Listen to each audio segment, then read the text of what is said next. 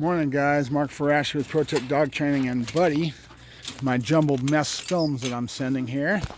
But we're getting him out of the kennel. We have a pinch collar that's been working with him. We have a regular collar on him flat. And I wanted to see how excited he gets when he first comes out. Yup, good boy, good boy.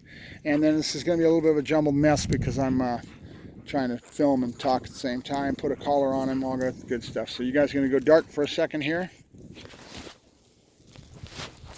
And I will put this leash on him, excuse me, collar, and that's when you put a pinch on and you accidentally get the ear within the pinch that you're trying to put in the hole. And you get a little yelp out of the dog because that doesn't feel good, huh, buddy? Poor baby. I know, I see you. Okay, now back to the crowd. If we can get the crowd back on film, there we go. All right, sorry about that little pause. Buddy, couché. So now in the last couple videos I've done, I've talked about, I'll post one of them today, was talking about evaluating. You do it every day. When you come out to work the dog, you always want to kind of evaluate and get in your head ahead of time what you want to do with the dog. So I went through a time period there last week or 2 weeks ago, that I was starting to evaluate where the dog's head's at now and start to figure out what pieces of couché, good, that I need to put together. Notice what happens when I start talking to you. He starts getting distracted and wanting to take advantage. So we're going to keep doing this and keep working him through this. And I'll post that up today, talking about me chattering at the screen and not getting control of the dog, and the dog getting so used to it that he wants to start taking advantage of you when you're sitting here with a different voice tone, which is me talking to you, right? When you get on the phone, you start talking, not paying attention to your animal, or you're distracted and you're talking to somebody else and your animal's on a downstay. These are the times the dog figures it out real quick. The dad's or mom is not paying attention to me, so they're not going to correct me, and I can walk all over the top of them. And that's where you see children do it too. So you need to figure out something to put in your routine. That's what I'm doing now. I'm chattering at the screen on purpose so that he starts to know. Good. Do something that I don't want him to do, and I can start doing that, which is what I'm doing now. Now he's looking at me saying, are you paying attention to me? And I want to try to pretend like I'm not. So a lot of this is acting. You got to be a real good actor as a dog trainer. Basically, when I do my around the corner work, I'm doing the same thing. I down and I go around the corner. I'm building on my downstays. We're doing a lot of that now.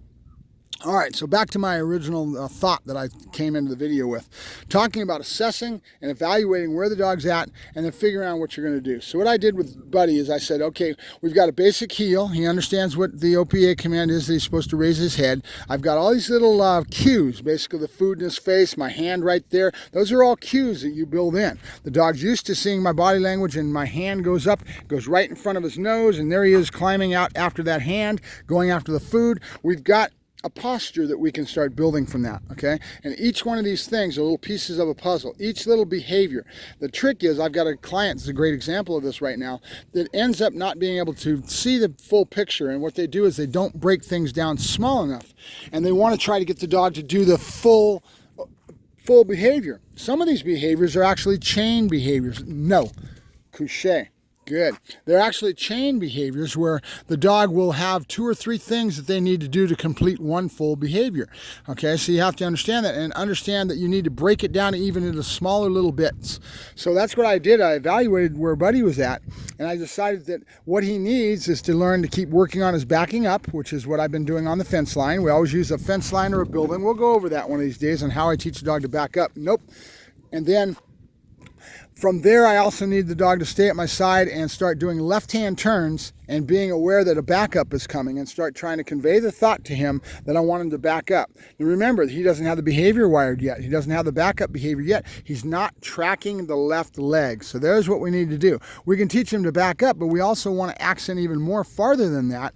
And we want to start teaching him to track that left leg. So now with body language, with voice tone, with a lot of different mannerisms, I'm actually working on getting him to track that left leg. If I walk forward, he sees the left leg move. He's supposed to move forward with the leg. He's supposed to stay even with that left leg. And they call that tracking the left leg, okay? So partially, the behavior is partially that and a lot of backing up, but he has to back up within the cue of that left leg and track that left leg. So I'm putting that together now, and I'm starting to work on that, the backing up, and what I'm going to want to try to do is phase into the left-hand turn into that backing up, okay? So as a trainer, your ability to be able to visualize what you want and have set criteria in your head and be able to break down those behaviors into small enough little bits that you can build on those behaviors. Remember, we talked about building that house. It all comes from these little small little incremental bits and pieces of the puzzle that we slowly put together to build the overall finished product and the overall finished behavior that you're after.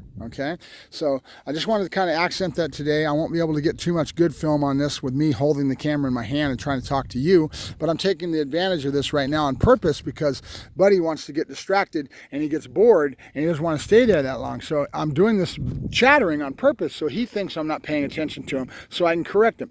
Dogs are not going to learn without making mistakes, okay? So remember, I'm a balanced dog trainer. I believe in correction, so I'll do things like this periodically through the process of training. I don't use just food all the time. I use food to build behaviors and luring. I see where the food is there and he gets to have the food. Couche. Food goes right between the legs. Good, okay? And we start building on our marker words. Good for duration. And then we have our break. Yes, go. I noticed how he came right away towards me. I led into that with some body language. You couldn't see it. Couche. Good. Michael Ellis had a video a while back where he was talking about, actually it was on his new 3-day workshop that he did at Leaberg. It was within that he mentioned this, where he has people go out and he'll have them stand there. He's testing to see if they've got the marker in place yet. So what they'll do is he wants them to stand there and do nothing and give the marker and see if the dog moves. Let me see that. I'm going to test that now. So I'm going to stand here. I'm not doing anything, and I'm just going to give him a yes marker and see if he breaks into my hand without any body motion. That's the hard part for me because I'm so used to giving the dog help with my body that I phase out later. But Buddy, yes, good boy, and I did not move. I just used my voice tone and a lot of accent on the voice tone, though. If you notice, there was some help involved with that. And that's understanding how to play your instrument, which is your voice, okay? I use a lot of my voice and a lot of my body language, and I phase it out as we go along. And that's just me. Good, good, Buddy. Yes, good boy. Ouch, he is springing off of there. Good, Buddy. Up, good boy. Couche. Nope. Couche. So what we're using right now is I sense and see that he is being bored with me sitting here chattering at the screen, so I'm going to use it. I'm going to sit here and chat at the screen, talk, and get oblivious with it. Look at the dog's body language. He's saying he's waiting to see me not paying attention to him, and if I'm distracted, not paying attention to him, he's going to take advantage of it. So I would set this up with a little bit of time and start correcting him for breaking, correcting him for taking advantage of me. That's what I'm kind of trying to do now, is try to get him the attitude. And right now, my body language, I'm not even really looking at him. I'm stepping backwards. I'm doing some things that I'll have some friends of mine filming me, see if we can set this up later. Buddy, good boy, good, Buddy. And notice where his head's at. And that's dog's name preparatory to a command. And in this case, we've conditioned it into his release. Remember that explosion release. Buddy, yes, good boy. Another thing, keep in mind that when I'm doing this sort of thing, Buddy, hup, couche. Nope. Good. What I do is I do things in patterns of 2s and 3s. We've talked about this before. We call it the powers of 2s and 3s, okay? When you do this enough times and you go to little increments of your puzzle, building on behaviors, and you're setting in patterns of 2s and 3s and then breaking to something else and doing the same thing and then coming back to what you were working on, that mix-up is the key to that. And what you do is you end up building the dog's brain. You're working that dog's muscle and teaching him how to learn, okay? So again, powers of 2s and 3s. And if you haven't seen that video, go look for it. That's what I call it, the power of 2s and 3s. We may come back to that subject again when I see that to be able to work. Buddy, good boy, good, Buddy. Yes, good boy. And so what I did right there is I'm accenting me not moving until I give him the marker word and I say yes and he springs away. That explosion release, right? Good boy, good. All right, I'll let you guys go. Keep in mind that we've got somebody lined up to come up and film me here pretty quick. Hopefully we'll be getting some better productions as far as our videos, so stay tuned for that. And Buddy is growing all the time. We're going to be showing you some fancy stuff as we go along and hopefully trying to show you how we build it, okay?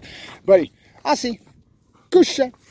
Good, good. Now he's ready for this, right? Look where his head's at. Buddy, good. Buddy, yes, good boy. Good. And that's all about the powers of 2s and 3s, doing things in patterns of 2s and 3s. I'll talk to you later. Bye-bye.